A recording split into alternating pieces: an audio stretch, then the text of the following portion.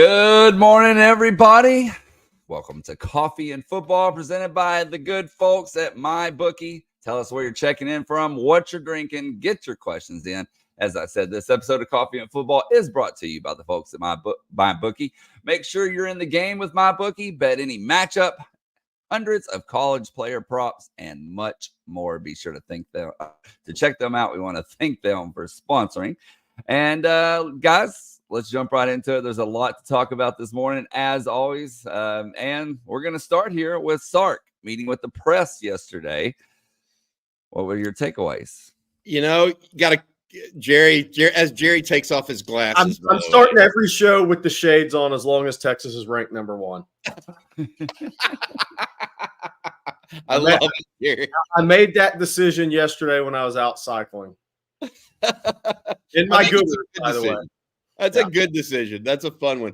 Hey, Sark yesterday I thought was really confident. Once again, just really surprised with how open he is at press conferences. I kind of pinch myself a little bit because not only is Texas ranked number one, but Mac Brown was really good with the media, right? Just masterful. Okay. But he wasn't open with the media. And I'm not saying Sark tells you every little thing to his detriment, but Mac gave you a lot of coach speak, I felt like. So did Charlie Strong. Tom Herman did it more than anybody I know. Steve Sarkisian kind of gets into the nitty gritty a little bit and gives you some juice. Yesterday, he spoke at length about Quinn's injury. Obviously, that's the hottest topic in Longhorn land, along with being a number one team in the country. Talked about Arch's development and what he needs to see over the next couple of games from Arch if he gets an opportunity. And then talked a little bit more about the team and how he sees Ryan Wingo, Colin Simmons, and some of the freshmen coming along as well. Sark clearly, I think, excited about where his team is and the fact that he's got a situation right now where he's dealing with some injuries at running back and quarterback. But overall, he likes what he's putting out on the field, the product that they're putting out on the field. Yeah, so I think it's a great time for fans of SEC schools, by the way, and I agree on Sark. But you know what's going to make these guys even more transparent? Forced injury reports. That's going to force these guys to take questions and answer questions more so, and I like that. But as Sark said, Quinn will be listed as questionable if this was an SEC contest. So look, these coaches are going to have to talk about this more, and I actually like that. They're going to have to answer the question more. They can't just throw the coach speak answer out there. Well, it'll be a game time decision. Well, that's not what the injury report says. So, yeah, what's the real deal? So I like that. But Sark's already there. I thought it's crazy. Who was Quinn Ewers' first college start against? ULM. Yeah. Who's Arch's first college start going to be against? ULM. There we go. Kind of weird about how that happens. But look, I think I think Jaden Blue, if it had been the OU game last week, he'd have played, right? I think we all know that. The question is, you would like to see him get some reps before SEC next week, even though Mississippi State's a struggling program. Ask Arizona State and Toledo that. But still, you would like to get him some reps. But if he's not 100% ready to go or 90% ready to go, I don't have a problem sitting him again. I mean, you'd like to get him some reps, but the only issue Sark has, Bobby, is, man, it's hard to call a game from the running back position if Trey Wisner's, got a little ding in his ankle, and Jaden Blue's got a little ding in his ankle, and you don't want to hand it to Jarrett Gibson 20 times in that game. You don't want to get him beat up before SEC play even begins, because he really is going to be the running back when you want to eat clock and when you want to move chains that you're going to hand the ball to all season. Yeah, I would say this as it relates to the running back room. That's why we saw the wide receivers become an extension of the running game on Saturday. They didn't give Jarrett Gibson the ball 20 times. They gave it to him 13. The problem is if you have both Wisner and Blue out, then Gibson eats some of those Wisner carries And then all of a sudden we're looking at 18-20. And I agree with you. We had a question last night. And I think it deserves more discussion this morning, if you don't mind, Jerry. We were asked last night, is this Sark's best job of play calling since he's been at Texas? And I think that's a great question. Yeah. The issue that I have here is this. It's not just his play calling, it's his personnel. He's finally got the personnel he wanted from the very get-go to run his style of offense. He wanted quicker receivers across the board. He wanted quicker running backs across the board. He wanted quicker tight ends across the board. He wanted a offensive line that could, that would be really good. He's finally got those things. Yeah. He wanted a quarterback, most importantly, that could distribute. He's finally got those things. So I do think Sark's doing his best job ever of play calling. Michigan game was absolutely masterful, getting them on their heels and getting out to the edge. Absolutely masterful. But I also think it's partially because of the personnel he has to do it with. He has a Jaden Blue. He has a that can get out to the edge. He's got a quarterback that can deliver. I mean, Quinn Ewers was 14 of 16 to start that game. Yeah. It looked like they were long handoffs. Right? I would say 20 to 25-yard handoffs. Yeah.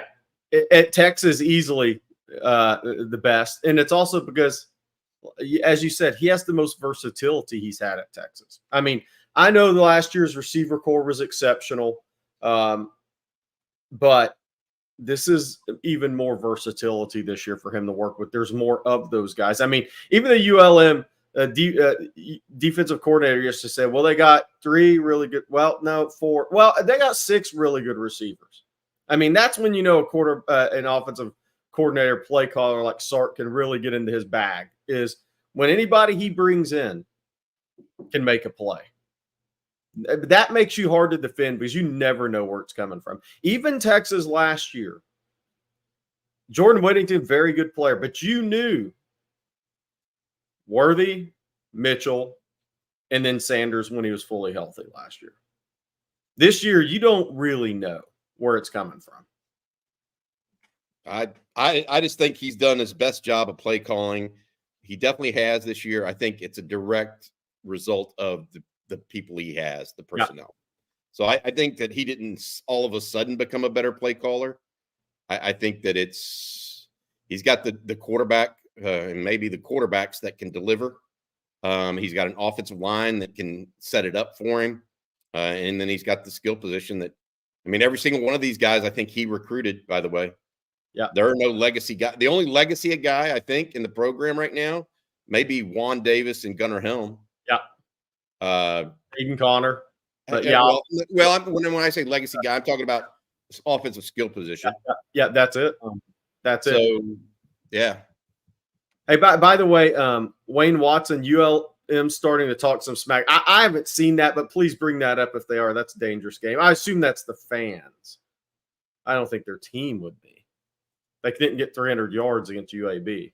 And they've thrown 31 passes in 2 games. I wouldn't get ahead of themselves. How do you really feel, Jerry? If I couldn't get 300 yards on UAB, I'd be a little cautious with my mouth. Oh, man. We've all been there, by the way. Yeah, unfortunately. All right, y'all. Before we move on here, I do want to tell everybody out there about my bookie.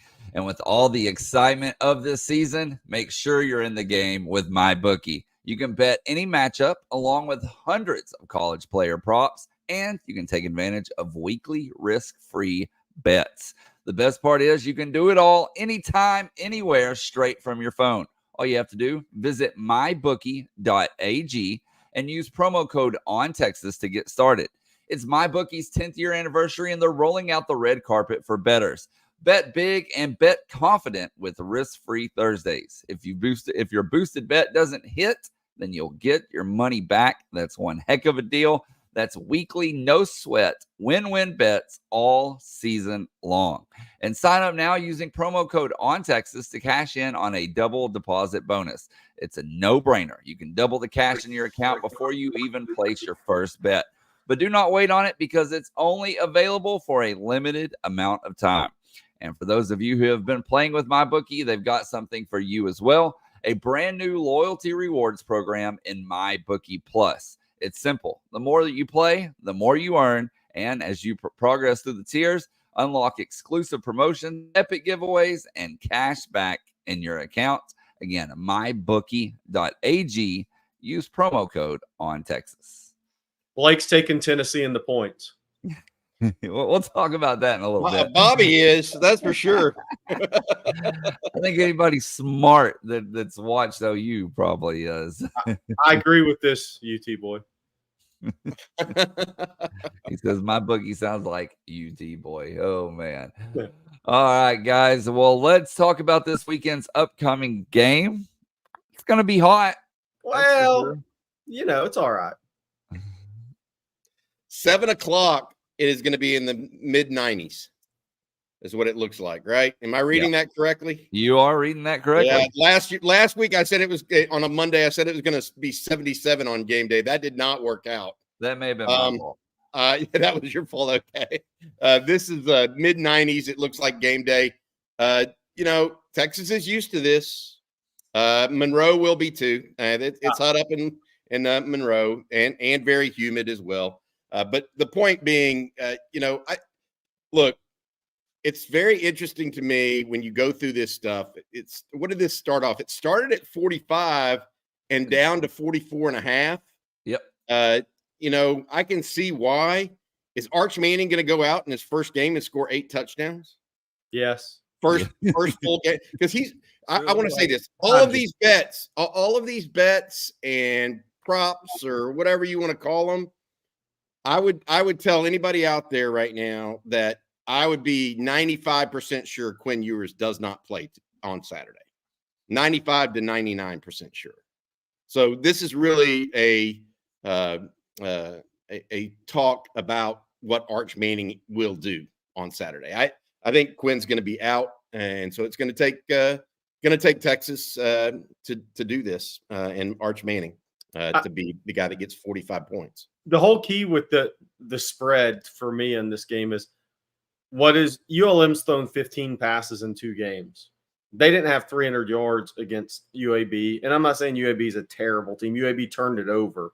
They beat UAB though. Yeah, but UAB just took Arkansas to the fourth quarter. UAB turned that ball over, and that's why that score was what it was. So, but can ULM move the ball against Texas without a passing game? I mean, that's going to be the question. I mean, Colorado State could not score the football. Texas gave up a touchdown on a bus. Now, you know who's going to get attacked in this game a little bit in the run game. So that's what'll be interesting to me. I think Texas will score points as the game moves along. But can ULM? What are they going to do if they can't throw the football? That's the big question with that. 45 points is a lot of points. Yeah, it is, especially for a backup quarterback to be putting on themselves in the very first go. Hey, here's a good question, though. Here's a good question. Seriously, we know Quinn would start for what? If there's 134 Division I teams, would he start for 132 or 33 of them? How many? Say that again now. There's 134 Division I teams, right? We know Quinn would start for 131, 32 of them, 33. At least, yeah. Right. How many would Arch be starting for right now? At least 100. Yeah. Good point. I mean, he's the question was if he were the quarterback at Tulane last week, would Tulane have beat OU? And the answer is probably yes. Yeah. I watched that game. So 40 Acres Apparel, co-op, the shirt. There we go. Hey, Jerry, Longhorns in recruiting right now. It feels like they're kind of building again to another flourish of a finish. There's some guys coming in this weekend, but really Mississippi State's the next visit weekend. And then obviously go to OU, then come back home. Georgia is going to be a big recruiting weekend. Does it feel like, I want to say this the right way, it's a little bit like the calm before the storm again? Like August was really big for Texas. September now is kind of building.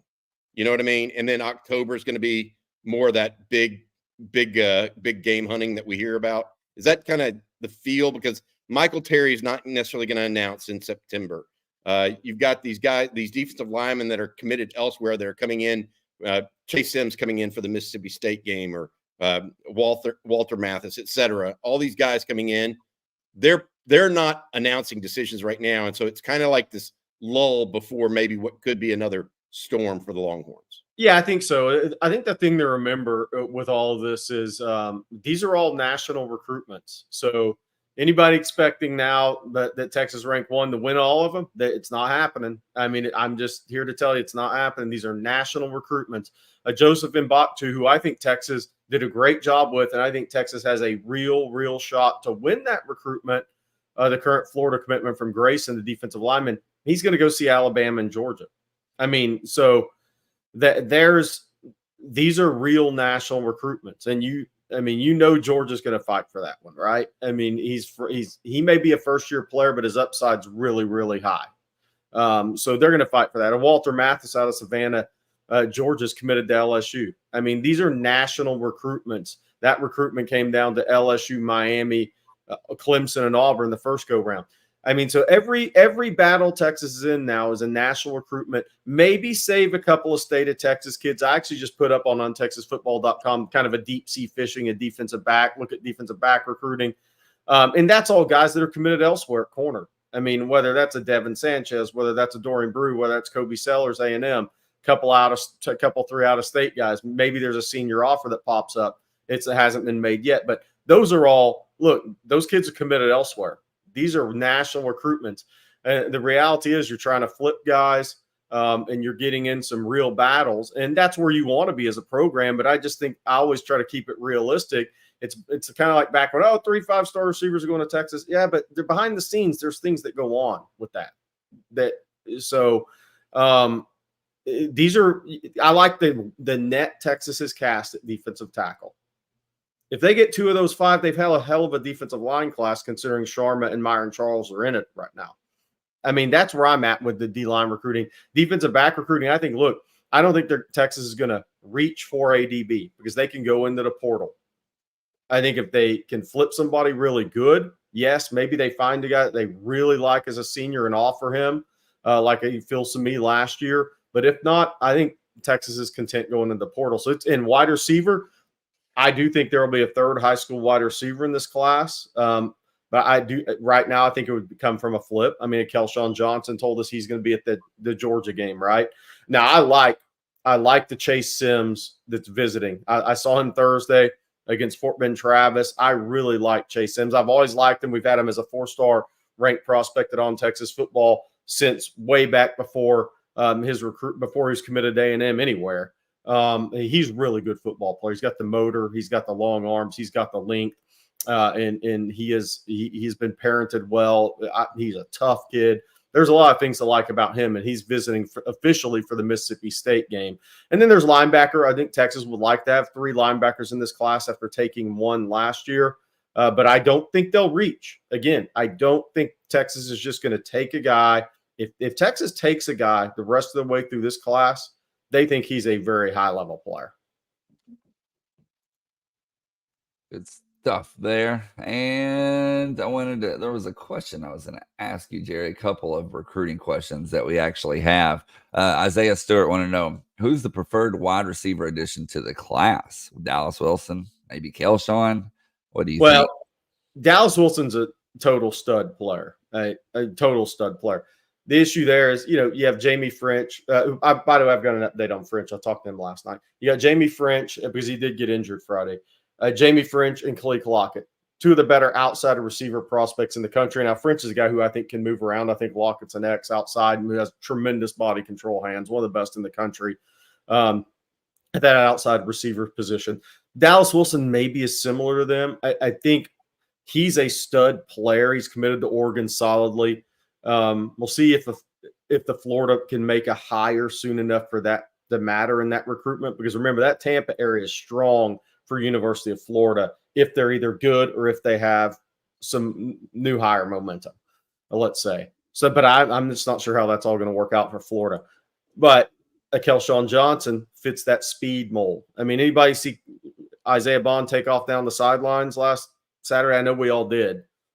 I think Sark, third receiver, wants that type of guy. And I'm not saying there's many guys that run 10-4 out there, although this Kelshawn's one of them if he concentrated on track. So I think a player in that realm is probably preferred to close out the wide receiver class.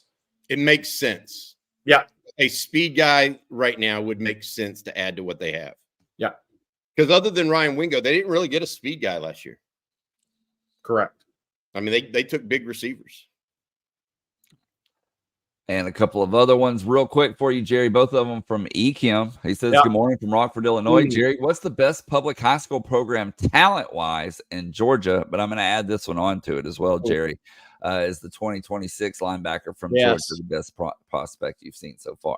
Yes. Yeah, for 2026 nationally, I mean, maybe. That dude's really good now. Tyler Atkins is really good. I actually spoke with somebody in his circle yesterday, and he will be in. I just wanted him to confirm because we kind of broke that news at Grayson 2 weeks ago that he was planning to come in for the Georgia game, and that is still the case. But something interesting from the camp they said was, though, is for the unofficial visitors coming in for that Georgia game, hotel prices are skyrocketed because of Formula One and the Georgia game.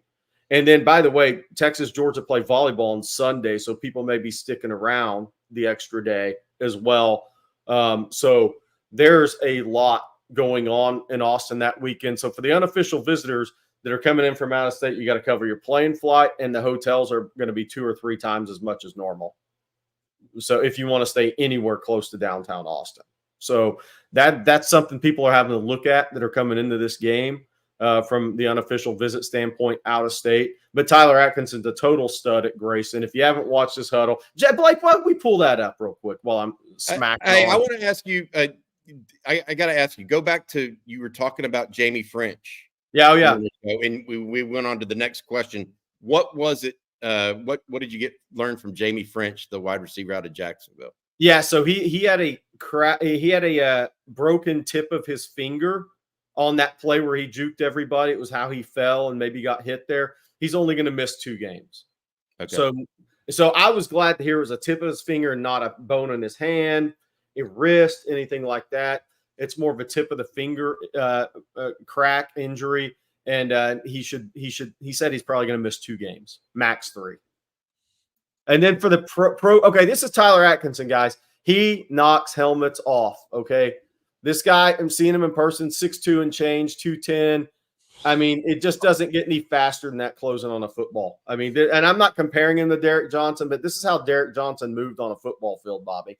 But as far as the programs, and this guy's a junior, Georgia, Texas, Auburn. He'll be at the Alabama-Georgia game. I think Alabama could be involved there. Everybody's trying to be involved. I think he's a 5-star linebacker prospect. I'll say it after seeing him in person. But the Georgia power programs, Grayson's definitely in there. Carrollton's definitely in there with Coach King there now. I mean, it kind of rotates a little bit. Buford is a power program as well. North Gwinnett has had a lot of success over the years. Milton is Studley. They won state last year, and their quarterback's committed to Miami. Tight ends are committed to Georgia and Auburn. Wide receiver, FSU. Left tackle, Clemson. Blah, blah, blah, blah, blah. It goes on and on. 2 corners going to Tennessee and a safety going to Duke. Milton has a tremendous senior class, so they could very well win it again. Then Savannah Christian. I'm just telling people down in Savannah, because there's so much talent in Atlanta, Savannah is underrated. And Savannah Christian has the #1 prospect in the country, Elijah Griffin, but they have a lot of young players. I think they got 3 or 4 sophomores that are going to be power 4 players on their offensive line at that school. I mean, so Savannah has a lot of talent. They pretty much go to about 3 schools down there. But in the Atlanta area, those you're on the right ones. And then South Georgia, obviously, Valdosta and Lowndes. in Colquitt County. All right, guys. Well, Bobby, if you're ready, I'm going to let you tell everybody out there about Babbel. All right, time to talk about Babbel, the extremely popular language learning app. All you have to do is download the app, and it gives you 5 to 10 minute little episodes to teach you a new language. Be a better you in 2024 with Babbel, the science-backed language learning app that actually works. Don't pay hundreds of dollars for private tutors or waste hours on apps that don't really help you learn to speak the language.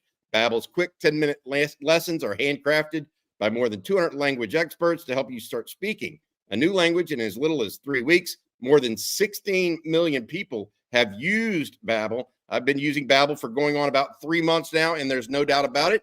I'm getting better. Here's a special limited time deal for our listeners. Right now, get up to 60% off your Babbel subscription, but only for our listeners at babbel.com/ontexas. Get up to 60% off at babbel.com/ontexas. Spelled BABBEL.com/ontexas. Rules and restrictions may apply. I'm preparing my Spanish speaking episode of this Coffee and Football for you, especially next week. I don't know if I'm going to get to it this week, but no, seriously, Babbel's been great for my Spanish. Maybe you could become the Spanish play-by-play guy for Texas. Ooh, I don't have the juice to do that. Have you heard that? It's awesome. I mean, they're awesome. It is very cool, I must say. Gotta admit. All right, guys. Well, we talked about Oklahoma and Tennessee a second ago, briefly, but let's take a look at that and the rest of the SEC slate of games here. Here you see all of them along with the lines up there. We'll open with number 6 Tennessee at number 15 Oklahoma. Tennessee, a 7-point favorite. That game Saturday night, 6:30 on ABC. I just got to mention this. Tickets as low as $49 for Florida, Mississippi State. Mississippi State really smells blood in the water and thinks they can get a win if the ticket prices are that high, because I'm not sure I'd pay $10 to go to that game. Let's see. Wow. Arkansas at Auburn, tickets as low as $14. That's $3.50 an interception against Cal. But Tennessee, Oklahoma, tickets as low as $180.93. But Tennessee 7-point favorite. I know Bobby likes if Bobby said 45 is a lot of points, but he'd take 35 on this one. That's big. A&M's up to a 23-point favorite. The question, the interesting thing with that is if Wiegman was the quarterback and not Reed, what would the line be? Would it be 11.5? Because Bowling Green took Penn State to the wire? I don't know. A&M may have found something at quarterback. They have a better playmaker. And if your offensive line, we talked about with Oklahoma, if your offensive line isn't high end, having a playmaker is the key for me. Ole Miss is getting 36 against Georgia Southern. I'll take that all day. I think Ole Miss is really good on offense. Yeah, the one that is interesting actually above all these are like Tennessee, Oklahoma to me is the game of the week in the SEC. Yeah. And the reason I say that is because it's the first matchup between a team that was in the Big 12, the team that's now in the SEC, and it is a good SEC team in Tennessee, I think, with a young quarterback that's playing really, really well. And has a lot of offensive weapons versus a Oklahoma team that is, frankly, struggled for them, what they would call struggled on offense with a good defense. So we'll see that. But the one that I'm looking at that I think is intriguing is actually Vanderbilt at Missouri.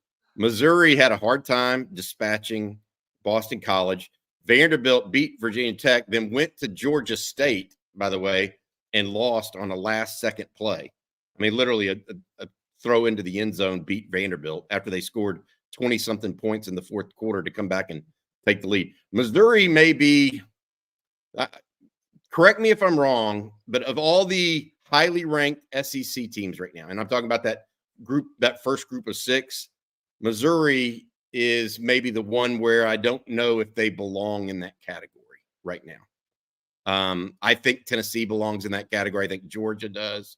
I think Ole Miss does. I think Texas does. I think Vanderbilt. Look, Vanderbilt has a chance against Missouri. I'm not saying I know that's 20 some odd points, but watch for that one because Texas does play Vanderbilt later this year. I don't think that game is the gimme a lot of Texas fans thought it was. I mean, it's not going to be a 40-point line like it is here against ULM. Yeah, I think Missouri is the 6th of those 6 teams. Yeah, don't you think so? Yeah, I mean, I do. They also have a really good schedule to sneak 10 wins out of it. That's the thing with them. They have a really good schedule. They play both Oklahoma and A&M on that schedule, by the way. They have a really good, favorable schedule. Is the A&M game at home or it's at A&M, and Oklahoma goes to Missouri. Interesting. Naaman Roberts likes Georgia Southern, plays SEC well most times. He's taking the points. I hear you. I think Ole Miss is if for those that didn't see the clips last week, Walter Nolan, the first time I've seen him look like the guy with the upside I saw out of high school, and everybody else did too. He destroyed Wake Forest, and people didn't see it. Right? If you didn't tune into the CW network on Saturday, Walter Nolan looked like a top 5 pick against Wake Forest. He just go search on Twitter Walter Nolan versus Wake Forest. There's some clips out there where you're going to be like, wow, that guy's really good. If he plays at that level, Ole Miss is really good on offense. If they get that level of play, if they get a top 5, 10 pick level Walter Nolan play this year, they become a more dangerous team. Because I'm here to tell you, if you asked Wake Forest guys about him, they'd be like, best player we played against. All right, guys, we got questions, we got super chats, and obviously plenty of time to get your questions in, so please do so. We'll get to as many as we can, but let's start here at the top of the list with these super chats. Henry James BC, thank you. And he says, would DJ Ugalele make the tight end rotation at Texas? No, he'd be fifth. Let's see. You have Helm, Davis, Nyblack, Washington, Shannon. No, he'd be 6th. But I don't think he'd be the best passer of the 6. Oh, Jesus. Jerry. Man. He's the starting quarterback. Hey, Mike Norvell, for those unaware, we make light of this, but Florida State 0-3 right now. Mike Norvell, the head coach there, came out and said this week that DJ Uiagalelei is the reason why they are having chances to win games right now. So he doubled down on DJU as his quarterback. I agree. Look, we talked about it. Long releases do not work in college football unless you just literally have a haymaker in the offensive line. It just doesn't work. Yeah, and the thing that's rough there too is Keon Coleman's not there, and Jordan Travis is a tremendous playmaker. Again, this has kind of been my new thing, not new, but in college football. If you don't have a high-end offensive line, you better have a playmaker at the quarterback position. If not, you can't mask your deficiencies. I mean, that's an issue, and there's no Keon Coleman. You can't just throw it up to the top of Doak Campbell Stadium, and that guy's going to go get it on 3rd and 12 anymore either. You need a downfield rushing attack if you're going to have a guy that has a long release. Texas saw the same thing with Garrett Gilbert early in his career. If you don't have a real rushing attack, you can't have a long release guy. And he just does not fit Mike Norvell's scheme at all. That they have no RPO game anymore. They don't have the QB run. Yep. He may be on an NFL roster for 10 years holding the clipboard, but he ain't an NFL quarterback. All right, guys, that question obviously about tight ends, jokingly, but we also have a couple of questions regarding the tight end position at Texas. So let's jump over to those. We're going to start here with Rodrigo. Rodrigo says, can Gunnar Helm play himself to be the first tight end taken in the NFL draft? I don't think so, because he's not the inline guy that Colston Loveland is. The dude at Michigan is going to be the first tight end taken because he's an inline guy that also can be a receiver. Now, can Gunnar Helm play himself into a draft pick higher than maybe what we all anticipated prior to the season? Hell yes. He's on his way right now. I mean, he's doing what he needs to do. Gunnar Helm has to get better at the point of attack. So that means more weights, etc. But if you look, it's a slow build it's a continual build for some of these guys. I mean, Gunnar Helm has never been this massive, bench presser or whatever. So I think that Gunnar's going to be he's going to be valued in the NFL draft because they are taking these tight ends right now that can just get open and make yards after catch. Y'all can thank Rob Gronkowski and I said Taylor Kelsey. I kind of slipped there. No, I think you need to stay with that. Keep going with that. Yeah, with Travis Kelsey. You need those are the guys, yards after catch at tight end position right now for a lot of these offenses are what they're looking for. And Gunnar Helm has proven that he can do that. So let me ask you this, or ask y'all this. What do y'all think his ceiling is as far as being drafted? Where do you see best case scenario, him going approximately? A passing team, and third round, I think. Third, fourth round. It'll depend a little bit on his workouts individually and, how strong he is. I think that that is a big, big question, in my opinion. What he runs is going to be key for him. And I'm not just talking 40. I'm talking the 5, 10, 5, the L cone. All those testing numbers are going to be big for him come draft time. And then our next tight end question, guys, comes from King Me. And King Me asks, are you surprised that Nyblack only has one catch for 7 yards so far this season? Absolutely. Yeah, absolutely. We thought he was going to come in and be a major part of this offense, and he has not been to this time. So we'll see what happens over the next several weeks. But Gunnar Helm is taking control of that position, and frankly, Juan Davis is taking control of his position. Juan Davis, for lack of a better term, Juan Davis is this team's H-back. He's not really a tight end. He plays tight end, lines up there sometimes, but he is truly just an H-back. I say just, but like it's some kind of negative. It's not. It's a unique position. He's the guy that does the cross block. He comes back and leads on short yardage. He's just quick enough and he's willing to put his body in harm's way at a level that I guess Amari Nyblack and others aren't. I've been very, very, talk about pleasant surprises for me this year. Juan Davis is one of them. Yeah. We talk about Gunnar Helm because the actual production level of Gunnar Helm is so high compared to what we thought. But actually, as a player, Juan Davis may be the surprising one of all because he's doing a lot of little things, man. He may be I know people said, oh, well, DeAndre Moore is going to be this year's Jordan Whittington. In my opinion, Juan Davis may be this year's Jordan Whittington. He's that team first culture guy that's been around the program for a while. Hard, like Todd Lacey says, hard worker who was patient. Yeah, I like him a lot.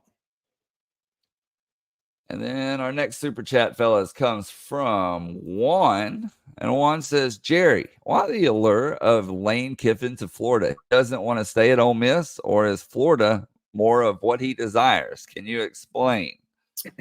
Yeah, well, it's all speculation, but my thoughts on this are, look, where can you – these guys are looking for consistent winning, right? Where do you really have the best chance? Florida, tremendous program. The hires have not gone their way, obviously. Tremendous program. One of the best athletic programs in the country, big budget, big NIL. They will have big NIL if they have the right coach and everybody gets behind it. State of Florida in recruiting.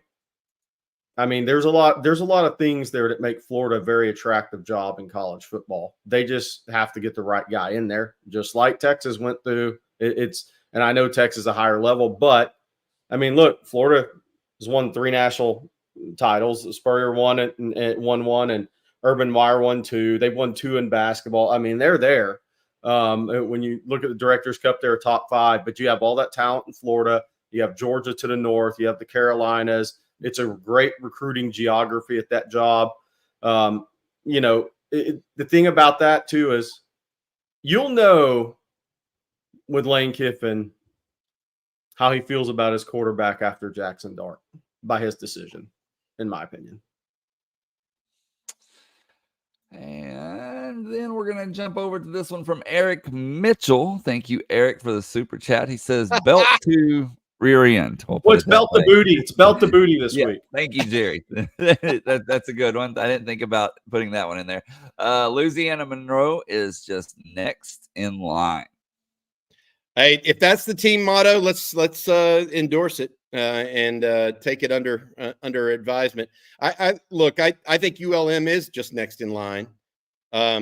We've got to be looking for the small things this week. I'm talking to Bob Shipley and Brian Irwin later today for lunch with the coach, and I'm going to ask them, what are the things right now in their opinions that the coaches need to be on the lookout for as you go into this really it's been a 3-game thing of where you think Texas is going to be heavily favored by 20, maybe even 30 plus points each and every game, whether it's UTSA, ULM, and next Mississippi State. What are those coaches thinking behind the scenes right now? They got to stay after it. So I agree with Eric Mitchell. I like the slogan. Need to keep our eyes on the prize, though. And then regarding that game, guys, Wayne wants to know, do you think that Art, should he come out at halftime if the game is well in hand? Third quarter. Yeah. I would say getting 3 full quarters if the game is in hand, not 4. Because, look, Texas is in a precarious position right now. I mean, they literally only have 2 scholarship quarterbacks available right now. They don't need to be playing him deep into the 4th. I mean, as much as you want him to get reps, you do not want Trey Owens playing, being the starter against Mississippi State, because Quinn may not be back by that time, and Arch is somehow injured in this game. Yeah, you don't want Arch running. Yeah, you're probably not gonna do that. He got his big run out of the way. Put it on the shelf for a while. Okay, then our next super chat, fellas, comes from Jack and Jerry. This is for you. He says, I think you should change the rating system from stars to Lambos. What do you think? That's actually a really good idea. Let's put some thought into this. Maybe we rank the OLs not by stars, but what is a 1 star? Is he what is a 1 star? I don't know. A Chevy Pinto. We've all excuse me. But like different positions have different cars. Your OL is the F-150s, like 4 F-150s for a 4-star. I actually like this, Jack. This could go somewhere. The gears are turning in your head. I love it. That's always a scary thought. What is a tight end? A tight end be a Dodge Ram? You didn't think about that. Running back is a Porsche, maybe? Yeah. Well, Lambos are wide receivers. Bring the ideas, chat. Bring the ideas. Yeah, no doubt. Love it. I'm sure there's going to be some. Have little caricatures instead of stars of the outlines of the car. I like it. I'm in. All right, guys. Archmania. Thank you, Archmania. Can Sark handle the Arch Media Blitz any better? I love his answers to those questions. He's very genuine. How grateful are we to have Coach Sark? Man, I said this at the outset, Jerry and Blake, and I'm telling you, I've listened to 30 years of press conferences, more than 30 years of press conferences now. Sark handles the media in Austin better than anybody, because there is no, and even as good as Mac was, there was some contempt behind the scenes because he always gave cliched answers. There was some contempt in the media behind the scenes, not anti-Mac, just he's just going to say the same thing again. With Sark, you can get unique answers, and we're 4 years into this thing. That's very rare, and that means that it makes it feel honest to me. And so I agree with you. He's very, very open about where he sees the development of his players, his team, etc. Okay, Jerry, break out the glasses. There you go. And tell everybody out there about Goodr.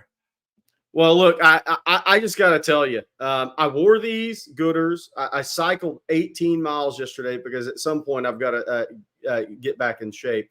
And I wore the Goodrs. I never slipped, never bounced, and I did go over a couple of speed bumps. I kept the wheels together there. But look, these stylish Sunnies started only $25 a pair. No slip, no bounce, all polarized, all fun. I think we should see about 75,000 pairs of these in DKR Saturday night when it's 7, when it's 98 degrees and 105 humidity. 1-year warranty, 30-day free returns, which, I mean, I tell you every time, you don't need that. Just throw that out the window. But there's also 3 new high-performance styles, guys. The Bolt G has nothing to do with my name, trust me.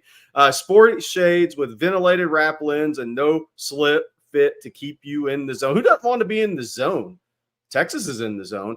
Ventilated lenses for cool, clear vision. Then there's the Bug G aerodynamic wrapped around shades for next level performance. These buzzworthy active shades have trendy oval shaped lenses and come packed with high performance features. Aerodynamic dual lens frames. That's probably what I need to be cycling in. We'll see if Goodr will send me some of those. Then the Astro G for those Altuve, Kyle Tucker, Alvarez fans out there. Shielded glasses that prove the sky isn't the limit. Nothing is the limit. Epic is a lifestyle. Fully adjustable nose piece. No slip. Temple grips. Anti-fog coating. Goodr, if you're listening, send a pair of the Astro Gs to Blake Monroe for the Astros playoff run. If you want to support the show and try a pair, Goodr is giving On Texas Football all caps listeners free shipping. You can go to Goodr.com, On Texas all caps. Use that code for free shipping. Goodr offers a 30-day money-back guarantee, which you won't need, and 100% satisfaction, which I know you'll get. Again, that's Goodr.com, On Texas, all caps. Well, I also need, thank you, Jerry, by the way, but I also need to tell folks out there about BetterHelp. This episode of On Texas Football is brought to you by the folks at BetterHelp. There are a lot of helpful apps out there, but it would be difficult for any of them to be more useful than BetterHelp.com. BetterHelp is an app that helps those in need to find the help that they deserve. Maybe you're having personal issues that you just can't figure out.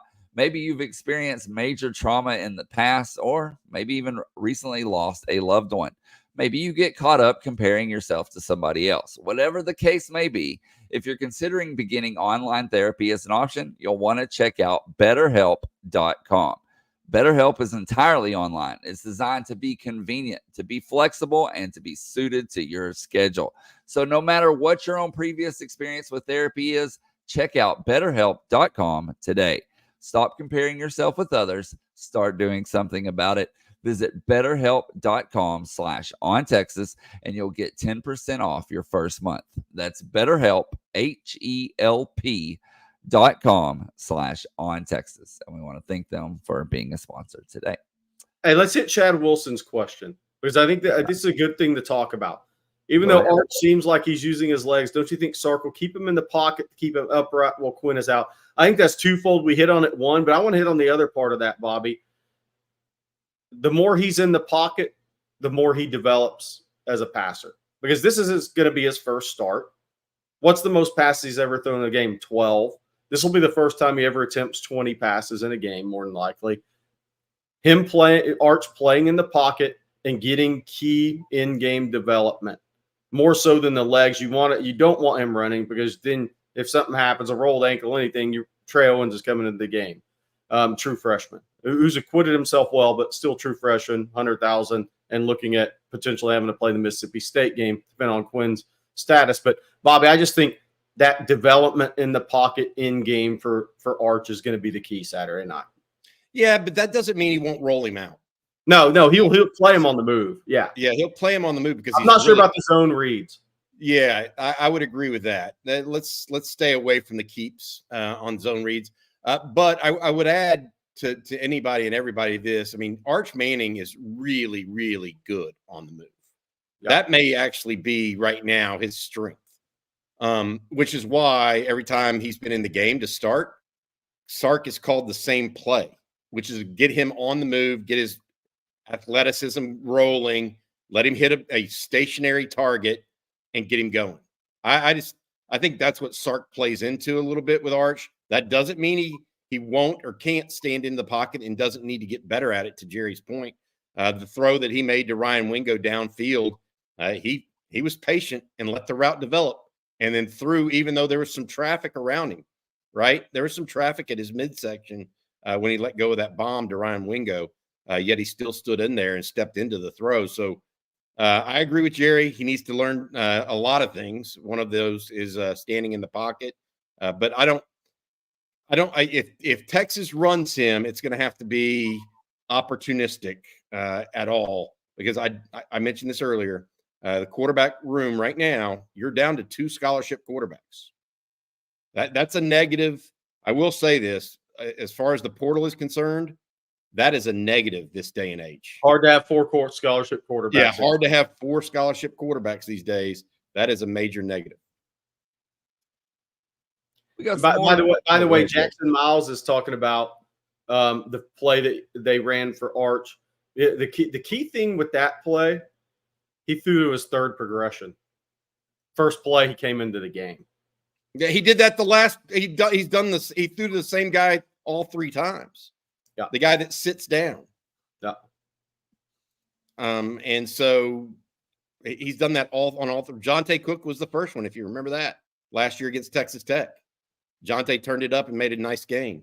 That's what he does. Our next super chat comes from Football Junkie. And Football Junkie, thank you. He says, over under 10 draft picks this year and 10 in the 2026 draft. Man, that'd be 3 amazing classes. I see 10 this year, Bobby, for sure. Next year, all that depends on who they get out of the portal. All right, let's go down it real quick.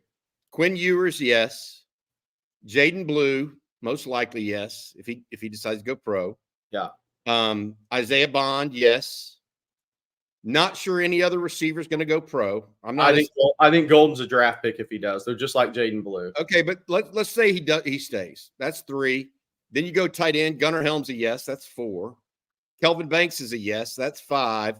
Hayden Connor is playing himself into 1, but I'm going to hold off on that. I think Jake Majors is a yes. That's 6. DJ Campbell, even though he's getting rotated in for right now, if he goes, that would be 7. Cam Williams would be 8, but I don't know that Cam Williams is going to go. I put that 6 right now, and then you flip over to the defensive side. Alfred Collins is a yes. Barron Sorrell is a most likely. Trey Moore is a most likely. Makuba and Jahdae Barron. So that's 10 plus. Yeah. That's pretty crazy. Yeah. That's one of the reasons Texas is ranked number 1 in the country for a reason. It's a talented football team. And by the way, football team, it is a talented football team. I said the same thing I did last year, and I want to be a broken record on this because the program's in a really good spot. If I'm a broken record on this opinion, you want the guys to go pro because that means you're winning games. You want Cam Williams to be a late 1st round draft pick after this year. That means because if that's the level he's played to, and people look at the false starts, but look at the rest of him and where he's going to go as a player. That's a good thing for Texas. Now, I mean, this is all good. And my only question, and I brought this up last night, is would it be better for Cam Williams to be a late 1st round, guaranteed 2nd in this year's draft, or move over to left tackle next year, move Gooseby to right tackle, and see if Cam Williams can handle left tackle? And then if he can handle left tackle, I mean, Jerry, he's a possible top 5 pick. Yeah. My take and forever on this has been if you're a 1st round pick, you need to go because your health is not guaranteed. That's fair. That's just where I come out on this. I mean, and the money's so great now. I mean, just think about where the slots are. I mean, if you're a 1st round pick, you need to go pro, man, in any of these sports. Go pro, man. That's been your dream. Don't put your health at risk. I would tell my opinion is you go if you're a 1st rounder. And let's add this on to that because this is along the same lines here. Trace Little with the super chat. Who has raised their draft stock, and has anyone lowered their draft stock after 3 dominant games? Well, I think Quinn's raised his. Yeah, I'd agree. And he was already pretty elite. Gunnar Helm, we just talked about. I think that's clear. And I'm going to say the two DBs, Makuba and Barron. I'll tell another one. I think Isaiah Bond is right now too. You think one person had him as a first rounder, Jerry.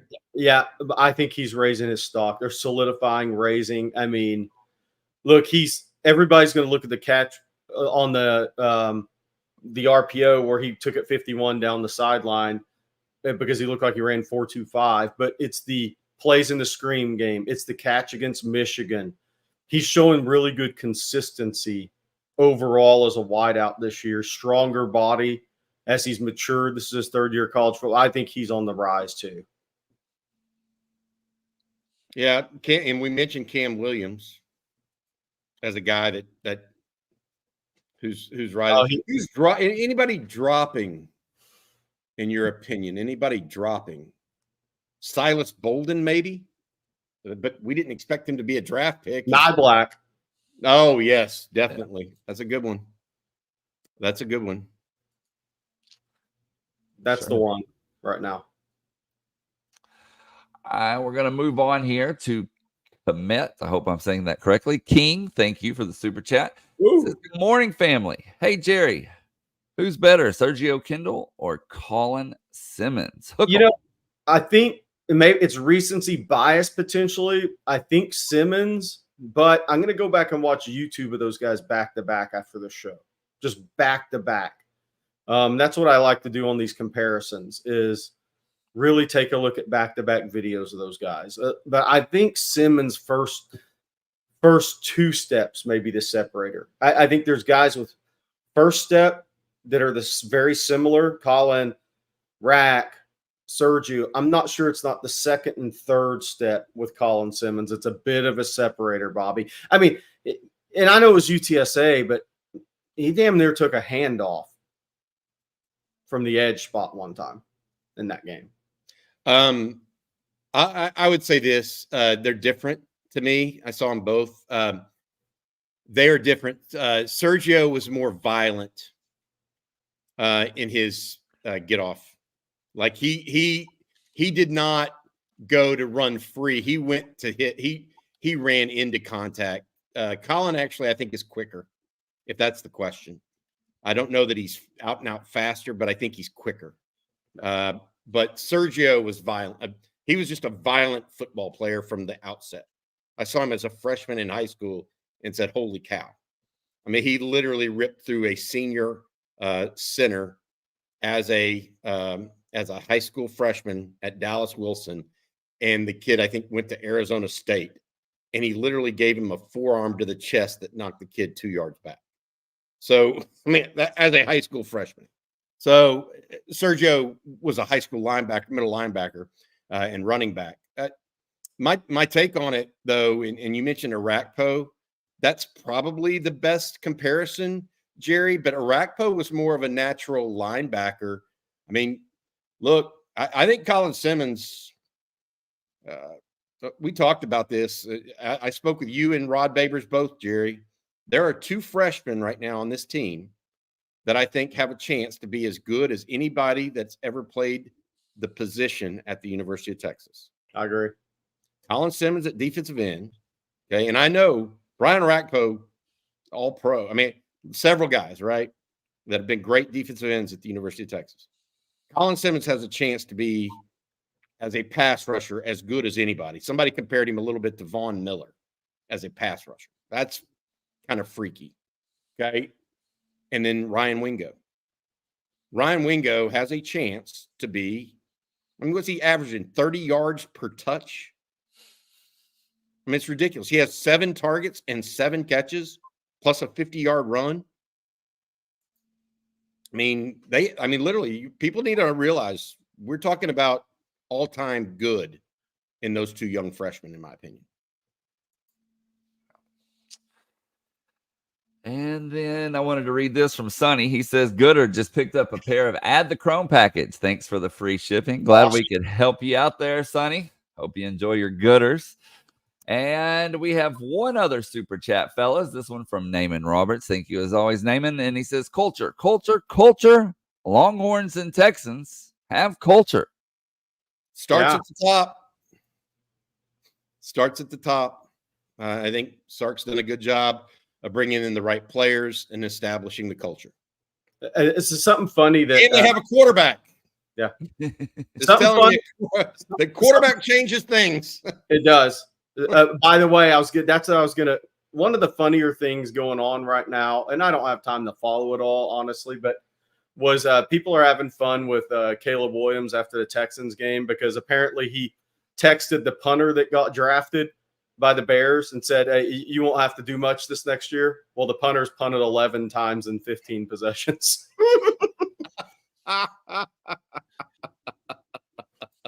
Hey, dude, what are you going to say, man? I mean, you were not on board with Caleb Williams going 1 overall. And we still don't know what's going to happen long term. I just don't see a great player.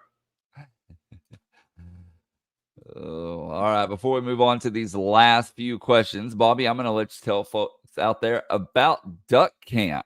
Yeah, absolutely. Duck Camp is made for the people that live for the moments out there where there are fish to catch, birds to hunt, time to kill, football to watch. They are the makers of this fine heathered clay colored hat that you see on my head. I wear these all the time. Love them a lot. They have the heathered clay color, which is very close to burnt orange for folks that like that. Look, Duck Camp, they believe you can't just sit around and wait for adventure to come to you. You have to get out there, stay out there, and make the most of every second. Here's the great seasons. Yes, hunting and football. Shop hunting gear at our friends over at duckcamp.com. We appreciate them and their sponsorship of On Texas Football. We also gave away 4 hats at the tailgate on Saturday. We're going to try to do that again this coming Saturday, 4 Duck Camp hats for folks that stop by and say hello over at the Tell people where that's going to be, Bobby. We had some questions on ontexasfootball.com yesterday about it. Yeah, absolutely. It's the same place each and every home game. It's over on the LBJ lawn on the northeast corner of the stadium, past Longhorn city limits, as well as Pinkerton's Barbecue is over there. That's going to become a hallmark of that area, in my opinion, or a landmark. It's about another 100 yards down on the right-hand side. You'll see us up there. We should have a sign up, etc.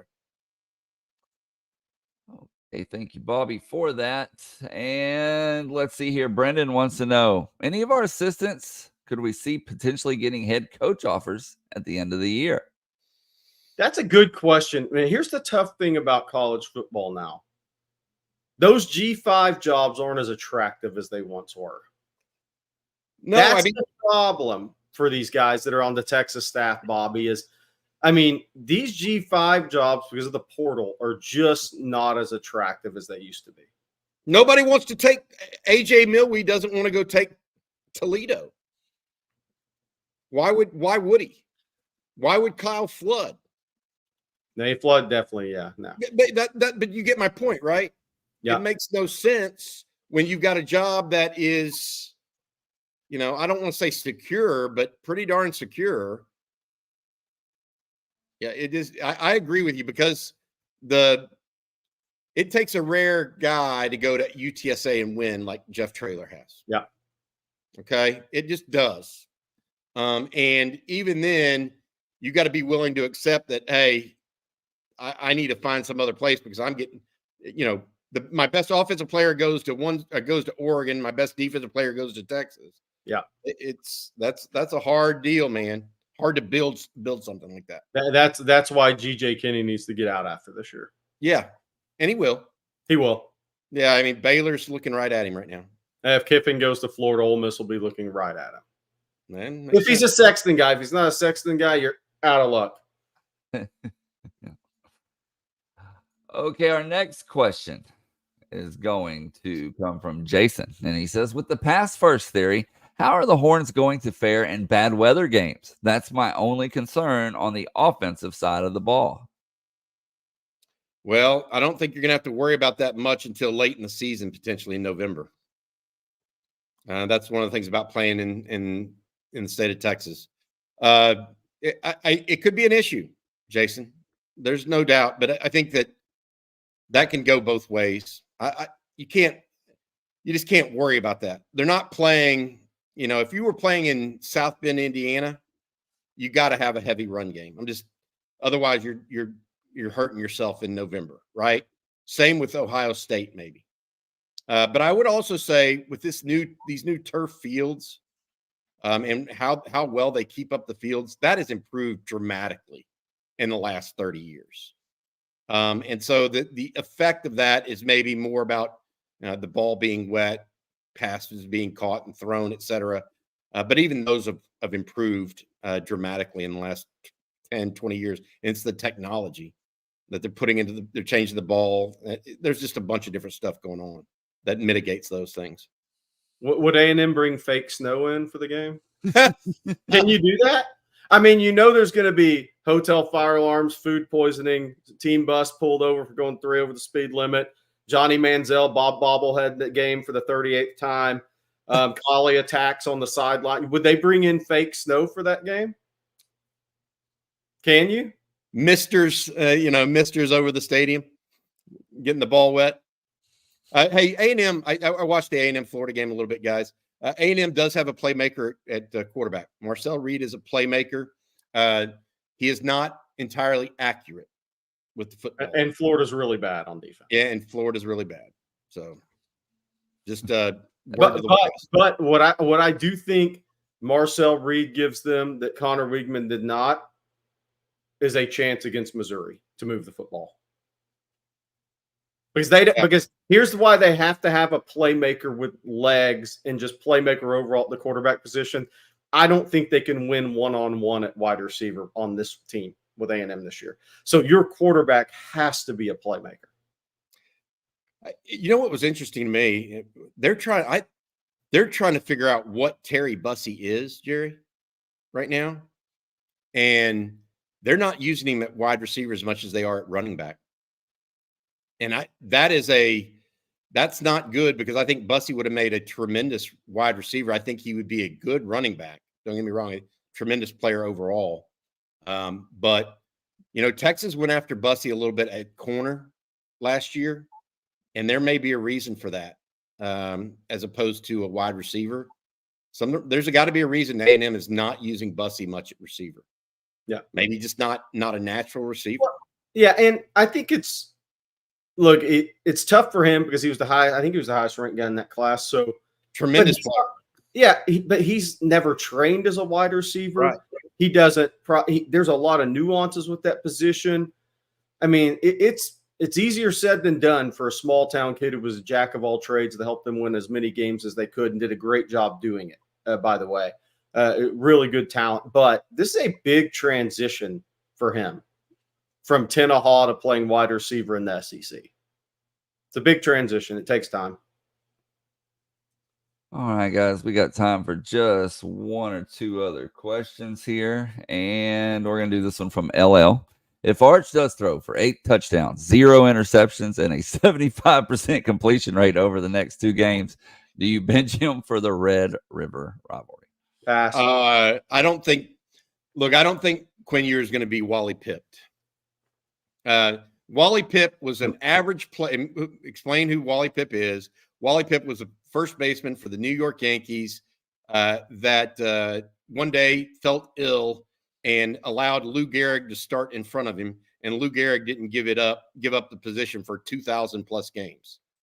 Okay, the difference is this: Quinn Ewers is not Wally Pipp. Quinn Ewers is a first-round draft pick. Okay, and so I don't see that happening. I think 3 years of experience matters. I really do, especially in Sark's offense. One of the things we talked about, we saw snaps in motion go down precipitously with Arch Manning in control of the offense. Sark kind of, I don't want to say dumbed it down because that's not the right word, but he reduced the variety. Well, against OU, you're going to want the variety because they've got a good defense. So you can't play it that way. Look, I think there's maybe 2 or 3 key points here. The Mannings are happy with his developmental curve, one, and this is actually going to help his. This is the blessing in disguise part of this. Quinn's the starting quarterback. He's going to come back. I think he'll play at the high level he was before. This is actually the blessing in disguise part of this is Sark now gets to build a game plan for Arch. So if something happens later in the year, they've already done this once, and he's got experience. But two, it's one thing if the quarterback that gets hurt in front of you is not playing at a high level. Quinn was the Heisman favorite after Michigan. Quinn's a first-round pick level player. So no, this is Quinn's team. This is Quinn's year. The Mannings are really happy with his Arch's development. Now his development gets accelerated a little bit, which is good for him. It's good for the Texas team because you don't know what's going to happen with injuries. I mean, if last Saturday taught us anything, how many starting quarterbacks went down in about a 5-hour period of time? Wisconsin, South Carolina, who would have beat USC, NC State, Quinn. I know I'm missing somebody. I think there were 5 QB1s that went down in their games Saturday. Tate Ratledge. By the way, we need to talk about this. We haven't talked about this. There was a real injury for Georgia in that game against Kentucky. I think Rusty Manziel, who's the best Georgia insider of all time, reported yesterday, Tate Ratledge, the All-American guard for Georgia, is out. They're hoping to get him back November 2nd for the Florida game. That means one of the first-team All-American guards is not there for Georgia. So they're having to shuffle a little bit on their offensive line, moving Micah Morris from center, I think, to one of the guard spots. May even look at Xavier Truss at a guard spot because Monroe Freeling's got so much upside at tackle. But even as talented as Georgia is on the offensive line, you don't replace All-Americans. If Kelvin Banks went down, you don't replace All-Americans. That was a key injury for Georgia, especially with their offensive struggles.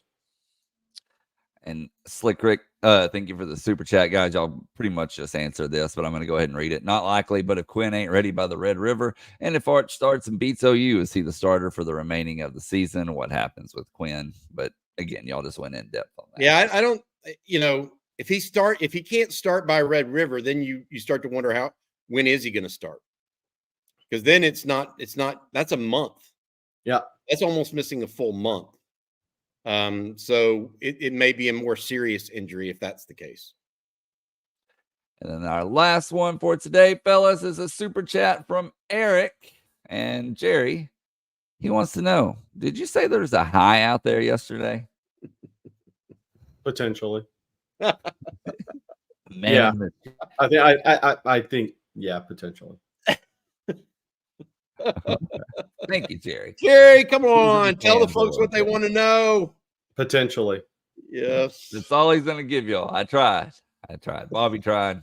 What can you do? All right, guys. So that's going to do it for today's episode of Coffee and Football presented by MyBookie. We want to thank them along with Babbel, Goodr, BetterHelp, and Duck Camp, all for sponsoring today's show. Thank you for the great questions, the super chats. More coming down the pipe later today. Bobby, tell them about it. Yeah, lunch with the coach. I'm going to talk to Brian Irwin and Bob Shipley a little later today, see what they think about the Longhorns and what they've got ahead of them, the latest discussion there. And then we also have the nighttime show, Longhorn live stream on Tuesday nights with Aaron Hogan and Rod Babers. Check out ontexasfootball.com today for all the news and notes, especially recruiting notes that Jerry might be talking about. We've got recruiting breakdown with Jerry and CJ coming as well. So should be a full day of news for the Longhorns. 3-0, ranked number 1 in the country, guys. I want to put this out there and be thinking about it for tomorrow for everybody, guys. One question. Is this Texas team, if of all the big-time Texas team, of all the big-time teams we've seen in college football over the last 30 years, I think this Texas team is most reminiscent of Steve Spurrier's teams at Florida when he was just getting started and chunking the ball all over the yard and having a succession. That's who this Texas team and program is starting to remind me of. Offensive-minded coach that knows how to get the ball to his playmakers. I like that. Good stuff. All right. Well, if you haven't already, head on over to ontexasfootball.com. Join in on the discussion over there. You can become a member using promo code OTFOG. You can get a full year for less than $40. That's the best deal out there. You can't beat that. And be sure to hit that like and subscribe button. We would definitely appreciate it. Appreciate it if you'd ring the bell so you're notified anytime we post content or go live as well. And yes, Daniel Earp says 59.5 thousand subscribers. What's it, 60,000? It's knocking on the door, that's for sure, guys. But we couldn't do it without y'all. So thank you so much for your support. And we will be back same time, same place tomorrow morning. So for Bobby Burton and Jerry Hamilton, I'm Blake Monroe, and we'll see you then.